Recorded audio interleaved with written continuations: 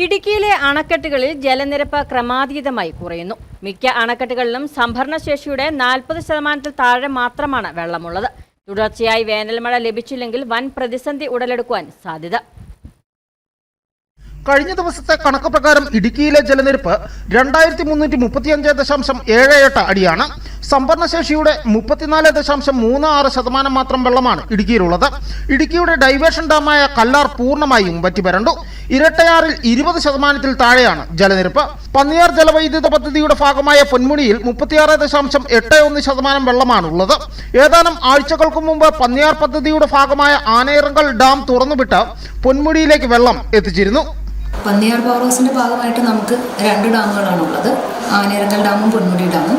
Anayirangal dam Ponmudi ഡാമിലേക്ക് വെള്ളം കൊണ്ടുവരുന്നതിന് വേനൽക്കാലത്ത് വെള്ളം കൊണ്ടുവരുന്ന സ്റ്റോറേജ് ഡാമാണ്. അത് നമ്മൾ കഴിഞ്ഞ മാർച്ച് മാസത്തിൽ ആദ്യത്തിൽ തുറന്നിട്ടുണ്ട്. അവിടെ നിന്നുള്ള വെള്ളം പൊന്മുടിയിലേക്ക് വരുന്നുണ്ട്. പക്ഷേ സമീപ പ്രദേശങ്ങളിൽ മഴ പെയ്തെങ്കിലും പൊന്മുടിയിൽ കഴിഞ്ഞ വർഷത്തേക്കാളും വെള്ളത്തിൻ്റെ അളവ് വളരെ കുറവാണ്. ഏകദേശം 10% വെള്ളം ഇപ്പം കുറവാണ്. മാട്ടുപ്പെട്ടിയിലാണെങ്കിലും മാട്ടുപ്പെട്ടിയിലേക്കുള്ള സ്റ്റോറേജ് ഡാമാണ് കുണ്ടള ഡാം. കുണ്ടള ഡാമിലെ വെള്ളമാണ് ഇപ്പോൾ മാട്ടുപ്പെട്ടിയിലേക്ക് ഒഴുക്കിക്കൊണ്ടിരിക്കുന്നത്.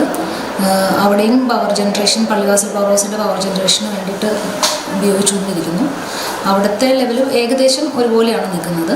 പക്ഷെ പൊന്മുടിയിലൊക്കെ ഇതിൽ നമുക്ക് നല്ല രീതിയിൽ വെള്ളത്തിൻ്റെ കുറവുണ്ട്. അപ്പോൾ വേനൽ മഴ നമുക്ക് കിട്ടിയിട്ടുണ്ടെങ്കിൽ മാത്രമാണ് ഇനി മുന്നോട്ട് നമുക്ക് പോകാൻ പറ്റുള്ളൂ. അടുത്ത 1-2 ആഴ്ചയ്ക്ക് മഴ കിട്ടുമെന്നുള്ള പ്രതീക്ഷിക്കും. ചെറുകിട അണക്കെട്ടുകളായ മാട്ടുപ്പെട്ടി, കുണ്ടള, കല്ലാർകുട്ടി അണക്കെട്ടുകളിൽ 50% മുകളിൽ വെള്ളമുണ്ട്.